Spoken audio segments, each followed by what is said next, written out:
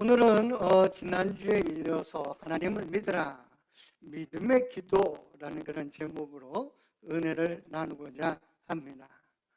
몇 주 전부터 계속해서 믿음에 대해서 말씀을 드리고 있습니다. 구원받을 만한 믿음, 고침받을 만한 믿음, 또 믿음의 도약에 대해서 말씀을 드렸고, 지난 시간에 하나님을 믿으라 하는 그 말씀을 가지고 이 말씀이 불가능한 일을 가능케 하시는 전능하신 하나님, 그분에 대한 믿음을 가지라 하는 그런 주제로 말씀을 드렸습니다. 곧 믿음, 그것은 지적 동의가 아니라 우리의 삶이 변화되는 것이다 라는 것을 말씀을 드렸습니다. 도마는 내가 만져봐야 믿겠다 이렇게 이야기를 했습니다. 그것은 일반적 믿음입니다. 사람들이 어떤 일이 일어난 걸 내가 봐야 믿겠다, 만져봐야 믿겠다 하는 이 믿음, 도마의 믿음이고, 어떤 면에서는 그것은 지적 동의다 하는 것입니다. 그런데 아브라함의 믿음이 있다라는 겁니다. 하나님께서 아브라함에게 내가 아들을 낳으리라 이렇게 말씀을 하셨을 때 아브라함은 그것을 믿었습니다. 왜냐하면 육체적으로 보면 이제는 자녀를 낳을 수 없는 그런 나이가 되었지만 하나님의 약속의 말씀을 믿고 그렇게 될 것을 확신하였습니다. 그것은 자기 자신의 생각으로 믿은 것이 아니라 전능하신 하나님은 무엇이든지 할 수 있다라는 그런 믿음을 가지고 믿었습니다. 그래서 그는 100세의 아브라함은 기적을 체험하였습니다. 바로 우리가 말하는 믿음, 예수님께서 말하신 하나님을 믿으라 할 때 그 믿음은 바로 아브라함의 믿음이었다 하는 것입니다. 하나님의 말씀의 약속, 그것에 바탕하여 전능하신 하나님을 믿는 그 믿음입니다. 그래서 지난주에 끝날 쯤 돼서 한 가지 우리 한 절 말씀을 같이 읽으며 은혜를 나누면서 이번 주에 그 말씀에 대해서 더 생각해 보겠다 이렇게 말씀을 드렸는데, 그 말씀이 무슨 말씀인지 여러분 기억하십니까? 무슨 말씀이었죠? 한 주간 집에서 읽어보시고 묵상해보고 기도해보라고 제가 부탁까지 드렸는데 어떤 말씀인지 기억하시는 분들이 없다라는 것은 다행인지 불행인지 모르겠습니다. 그 말씀을 우리가 다시 한번 먼저 읽어보도록 하겠습니다. 베드로전서 2장 4절입니다. 같이 한번 읽어봅니다. 친히 나무에 달려 그 몸으로 우리 죄를 담당하셨으니 이는 우리로 죄에 대하여 죽고 의에 대하여 살게 하려 하심이라. 그가 채찍에 맞음으로 너희가 나음을 얻었나니. 지난 한 주간 이 말씀을 가지고 묵상하고 이 말씀을 읽으면서 갑자기 이 말씀을 읽는데 제 자신에게 질문이 생겼습니다. 이 질문을 여러분께 한번 드려볼까 합니다. 여러분은 예수님이 십자가에 달려 우리의 죄를 담당하시고 그리함으로 우리가 죄사함을 얻어 의에 이르고 영생을 얻게 된 것을 믿으십니까? 네, 아멘. 잘 믿고 계십니다. 그럼 두 번째 질문, 그가 채찍에 맞음으로 너희가 나음을 얻었다 하는 이 말씀 여러분 믿으십니까? 아멘. 그래요.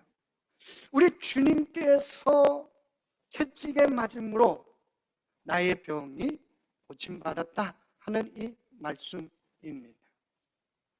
어쩌면 이 말씀을 믿는 우리의 믿음, 이 믿음이 정말 아브라함의 믿음일까? 아니면 도마의 믿음일까? 여러분의 믿음은 어떤 믿음입니까? 이 말씀을 믿는 이 믿음이 지적 동의에 끝난다면 그건 도마가 가진 믿음입니다. 내가 나은 것을 볼 때 나는 믿겠다. 내가 나은 것을 내가 확인할 때 나는 믿겠다. 이것은 도마가 가진 믿음이다 하는 것입니다. 아브라함이 가진 믿음은 무엇입니까? 내가 낳지는 않았지만, 내가 지금 볼 땐 육체적으로 아무런 변화가 없지만, 나는 우리 주님이 나를 고침을 믿습니다. 바로 그리하여 믿음으로 우리가 나아가는 것입니다. 이런 질문이 생겼습니다. 이 말씀을 묵상하면서 왜 베드로 사도는 이 말씀을 적어놨을까? 이사야서 53장에 나오는 이 말씀이거든요. 그가 채찍에 맞음으로 너희는 나음을 얻었다 라는 이 말씀은 이사야 53장에 나오는 말씀입니다.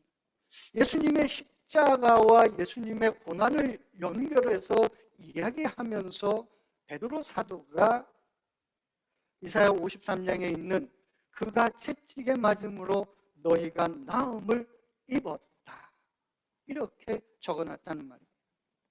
왜 그랬을까? 왜 베드로 사도는 그 많은 구약 성경의 구절, 예수님에 대해서 많이 증거하는 그 구절 속에 왜 이 구절만 특별히 여기에 적었을까? 이 질문이 생겼어요. 왜 그랬을까? 그것은 바로 초대교회의 상황과 관계가 있다라는 겁니다. 초대교회 때 예수 그리스도의 이름으로 병고침을 받은 사람들이 많았다라는 사실입니다. 사도행전을 읽어보면 그러한 경험들이 여러 군데 나타나고 있습니다. 사도행전 3장만 봐도 이 베드로도 그런 경험을 가지고 있습니다. 3장에 보니까 성전에 올라가던 베드로와 요한이 매일 그 성전 앞에 앉아있던 나면서부터 안진뱅이 된 사람을 보았습니다. 매일 앉아있었다라는 얘기는 베드로가 성전에 올라갈 때마다 그 사람이 거기 있었다는 얘기입니다. 그런데 그날따라 그 안진뱅이를 베드로가 열심히 쳐다보았습니다. 그랬더니 이 안진뱅이도 구걸하고 있다가 베드로가 자기에게 뭘 줄까 하고 눈을 쳐다보았습니다. 그때 베드로가 이런 말을 했습니다. 우리가 너무나 잘 아는 말이죠. 응답은 내게 없거니와 내게 있는 것으로 내게 주노니 나사렛 예수의 이름으로 일어나 걸어라. 그때 어떤 일이 벌어졌습니까?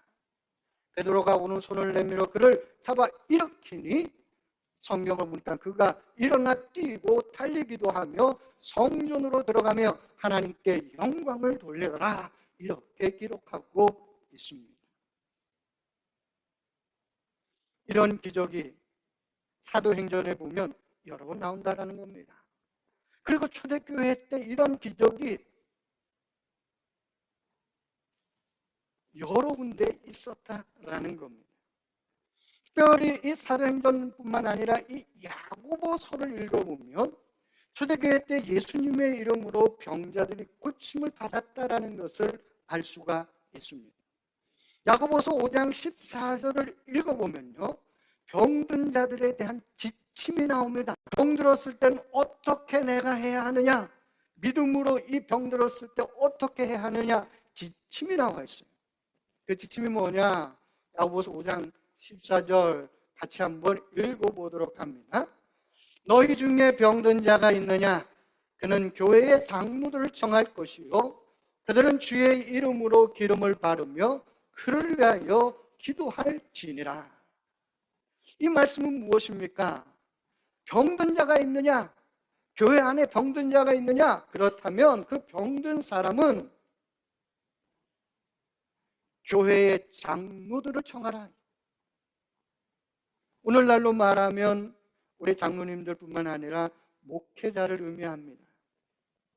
바로 그를 청하여서 주의 이름으로, 예수의 이름으로 기름을 바르고 기도를 받으라, 이렇게 말하고 있습니다. 이게 병든 자에 대한 야고보의 지침입니다.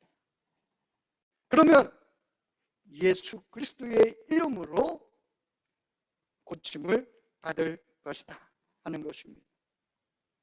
한마디로 얘기하면 이것을 병든 자에게 지침으로 얘기했다라는 것은 초대교회 안에 예수 그리스도의 이름으로 병 고침 받는 사람들이 많았다라는 것입니다.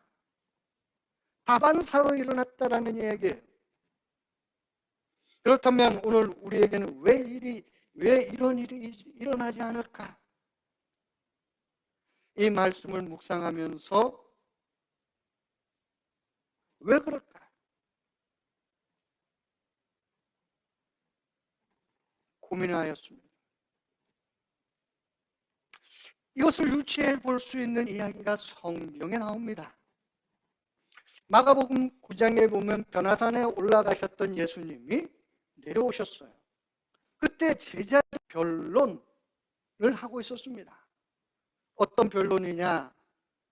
귀신 들린 아이를 그 아버지가 데리고 와서 자녀들에게 고쳐달라고 하였습니다. 그런데 제자들이 고치지 못하였습니다. 그래서 이 아버지가 예수님께 실망한 마음을 가지고 말하였습니다. 무엇을 하실 수 있거든 우리를 불쌍히 여기사 도와 주시옵소서. 주님, 예수님 무엇을 할 수 있는지는 잘 모르겠지만 할 수 있으시다면 나를 도와주세요. 우리를 불쌍히 여겨주세요. 이렇게 얘기한 겁니다. 그랬더니 예수님께서 뭐라고 얘기하셨습니까? 너무나 잘 아는 말씀이죠. 할 수 있거든이 무슨 말이냐?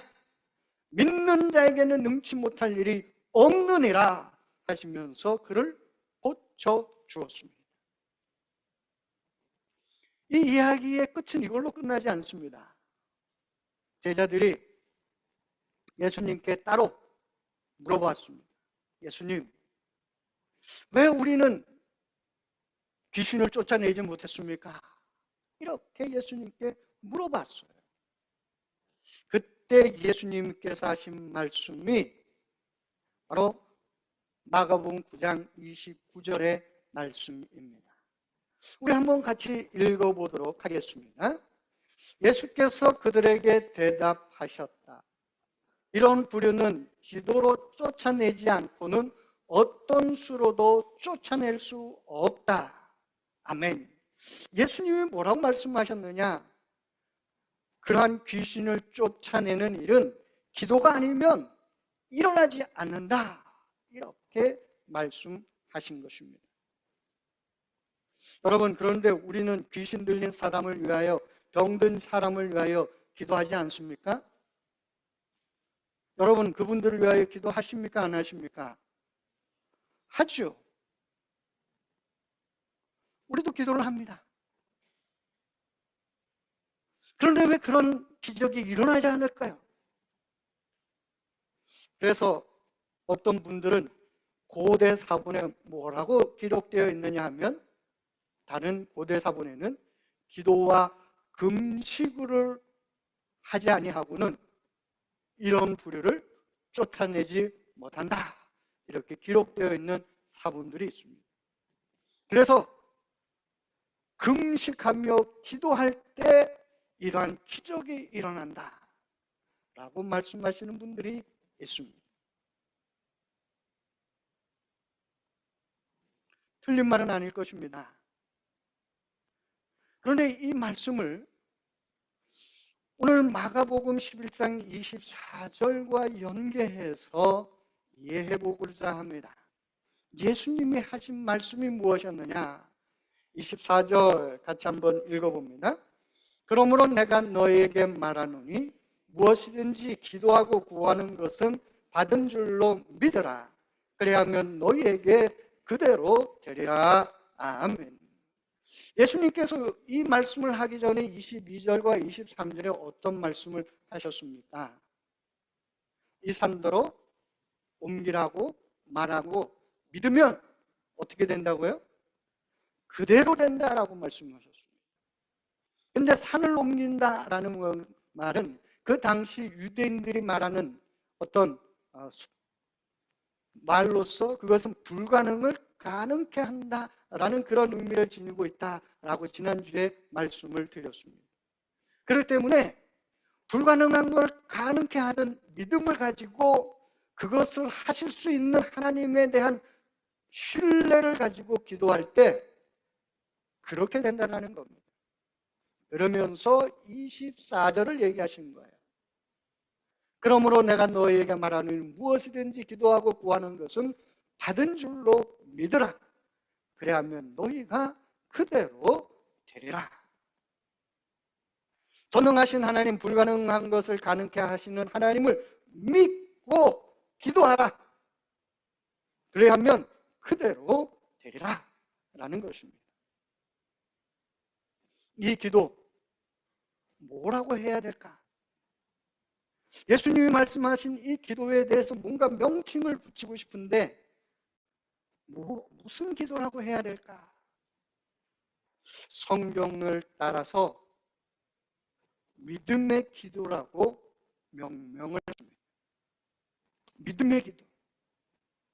믿음의 기도는 제가 만든 게 아니에요. 성경에 나와 있는 기도입니다. 그게 야고보서 5장 15절 속에 나와 있습니다. 야고보서 5장 15절을 같이 한번 읽어보도록 하겠습니다. 믿음의 기도는 병든 자를 구원하리니 주께서 그를 일으키시리라. 혹시 죄를 범하였을지라도 사하심을 받으리라. 믿음의 기도는 병든 자를 구원하리니 주께서 그를 일으키시리라. 병든 자를 일으키는 건 누구입니까? 주님이십니다. 기도하는 우리가 아니에요. 우리는 기도할 때 믿음으로 기도해야 한다는 겁니다. 전능하신 하나님, 불가능한 것도 가능케 하시는 하나님에 대한 믿음을 가지고 기도해야 한다는 말씀입니다. 그러면 주님께서 그를 고치시리라 라는 말씀이에요. 베드로전서 2장 24절에 있는 말씀과 거의 같은 말이에요.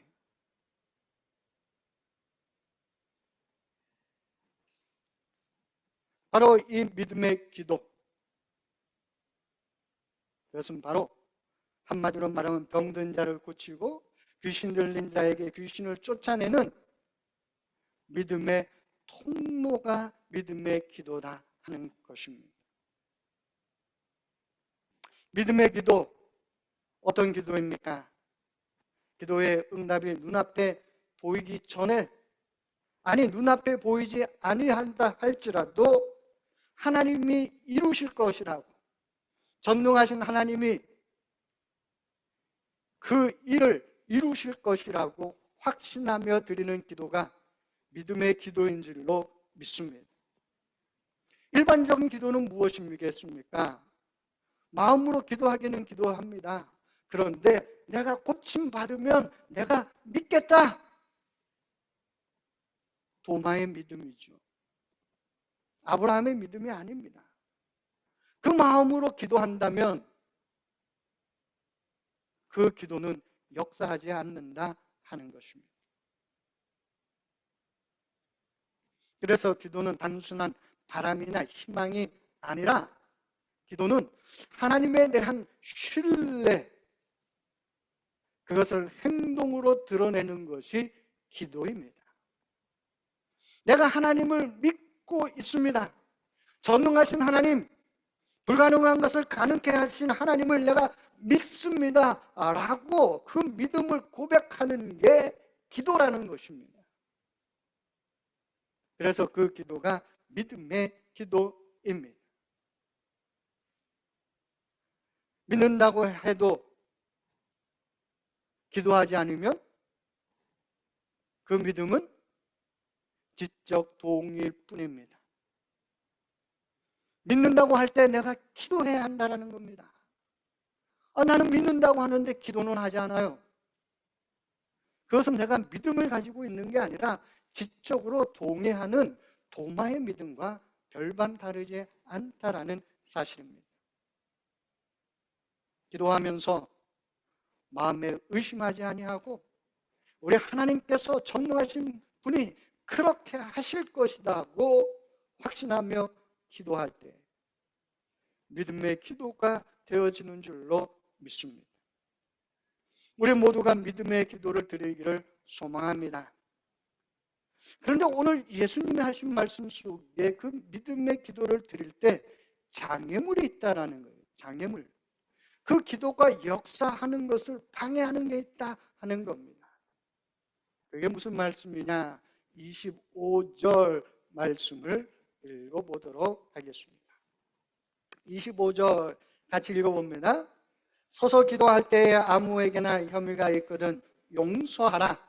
그리하여야 하늘에 계신 너희 아버지께서도 너희 허물을 사하여 주시리라 하시니라. 아멘. 야고보서 5장에 있었던 말씀이 무엇입니까? 서로 죄를 고하여 기도하라. 죄 사함을 받을 것이다 라는 그런 말씀입니다. 한마디로 얘기하면 용서하지 않는 마음으로 기도한다면 기도에 응답이 없다라는 말입니다. 용서하지 않는 마음의 기도, 그 용서하지 않는 마음이 그 기도의 장애가 된다 하는 것입니다. 우리의 기도에 하나님이 응답하시기를 원한다면 우리 또한 하나님의 마음을 가지고 기도해야 할 줄로 믿습니다. 하나님의 마음을 가지고 기도해야 한다는 거예요.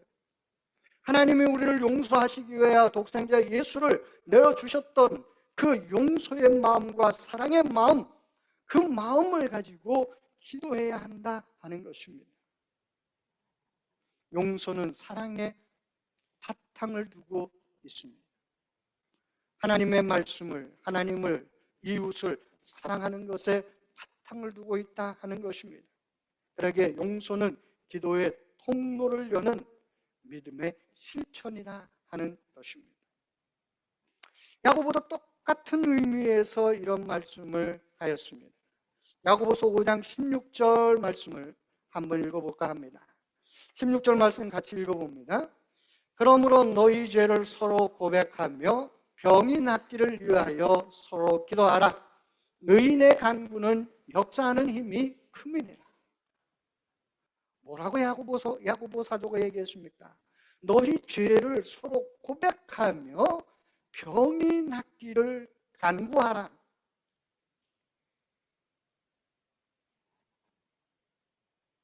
서로 죄를 고백한다는 것, 그것은 용서를 전제로 하고 고백하는 것입니다. 서로를 용서함으로써 기도의 길이 열린다라는 겁니다. 용서함이 있는 기도, 아니 용서한 삶을 살아가는 자가 믿음으로 기도드릴 때 하나님의 불가능한 일이 가능한 일로 나타나게 되는 줄로 믿습니다. 하나님의 마음을 갖고 하나님의 뜻을 따라 살아가지 않으면서 기도한다. 어쩌면 응답받기 어렵다라는 겁니다. 결론적으로 믿음의 기도는 전능하신 하나님의 약속을 믿고 하나님의 마음을 가지고 그 말씀을 실천하며 드리는 기도가 믿음의 기도다라고 말씀을 드릴 수가 있습니다. 우리가 오늘을 살아가며 믿음의 기도를 드리는 우리 모두가 되기를 축원합니다. 도마의 마음과 같은 마음으로 기도하는 것이 아니라 진정 하나님을 믿음으로 기도하는 우리가 되어야 할 것입니다. 믿음의 기도는 한번 정리를 해보았습니다. 믿음의 기도는 눈에 보이는 결과 이전에 마음으로 확신하며 시작하는 기도입니다. 농부가 씨를 뿌릴 때 어떤 마음으로 씨를 뿌립니까? 곧바로 내일 열매가 열릴 것이라고 생각하고 씨를 뿌립니까? 그렇지 않습니다. 때가 되면 열매를 얻을 것을 바라보며 씨를 뿌립니다. 믿음의 기도도 똑같다라는 것입니다. 그래서 시작하는 기도가 믿음의 기도입니다. 두 번째로 믿음의 기도는 응답의 시간보다 전능하신 하나님의 성품을 신뢰하며 드리는 기도입니다. 기도의 응답은 하나님께 달려있는 것입니다. 그 시간이 어떤 시간일지 우리는 알 수가 없습니다.